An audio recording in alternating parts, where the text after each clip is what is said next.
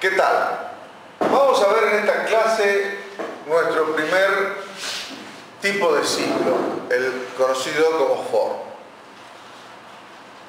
Nosotros teníamos este ejercicio en la primera clase, o en la segunda, cuando vimos estructuras secuenciales, donde yo ingresaba el legajo, cantidad de horas y valor de la hora, calculaba el sueldo y lo mostraba. ¿Qué pasa si ahora me dicen que son 20 empleados, 30 empleados, una cantidad X? Yo no voy a hacer mi programa 20 veces, yo no lo voy a prender y apagar, prender y apagar, prender y apagar 20 veces. Lo que va a suceder es que esta operación, este proceso, va a formar parte de mi programa. Quiere decir que esto deja de ser un programa y va a pasar a ser un proceso. Un proceso que se va a repetir 20 veces. Porque yo sé que tengo 20 empleados. Quiere decir que voy a tener que tener un control, una variable, normalmente se utiliza i, que vaya desde 1 hasta 20. ¿Estamos? Ahora, puede ser que este proceso no sea solamente calcular los sueldos, sino que también me pidan el valor del sueldo promedio.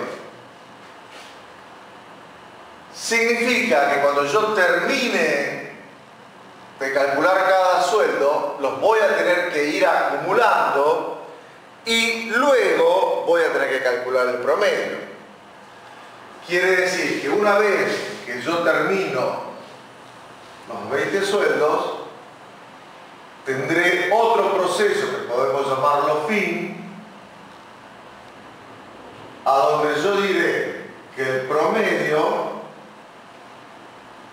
va a ser igual a la suma de los sueldos dividido 20.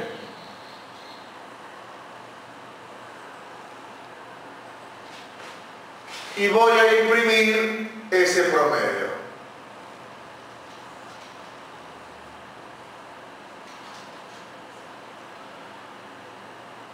Esto significa además que antes de hacer mi proceso,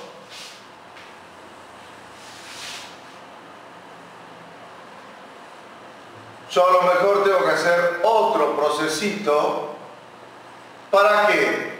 En este caso sería decir que la variable suma de sueldos esté en 0. ¿Por qué? Porque es donde yo voy a acumular los sueldos. Y dependiendo de los lenguajes, si yo no la limpio de entrada, puede venir con basura. Ahora, tengo la suma de sueldo en 0. Tengo el promedio acá. ¿Dónde sumé los sueldos? Y bueno, los sueldos los tendré que ir sumando acá. A medida que yo calculo el sueldo,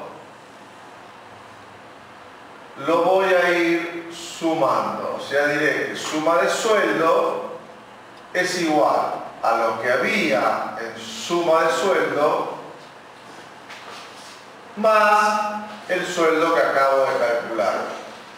Que el sueldo, cada vez que yo lo calcule, cambia. ¿Por qué? Porque se pisa, porque estoy asignándolo.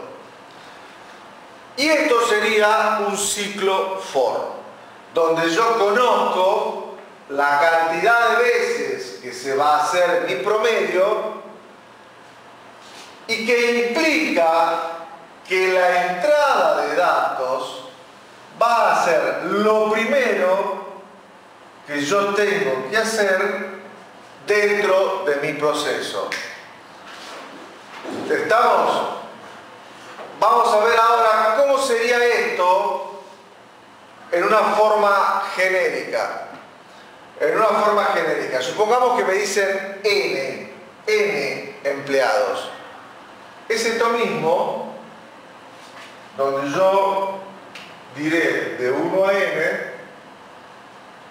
pero antes de comenzar a procesar, tendré que ingresar ese valor N. O sea, tendré que decirle al operador, vas a calcular 10 sueldos, vas a calcular 20 sueldos, vas a calcular 30 sueldos, etc. ¿Estamos?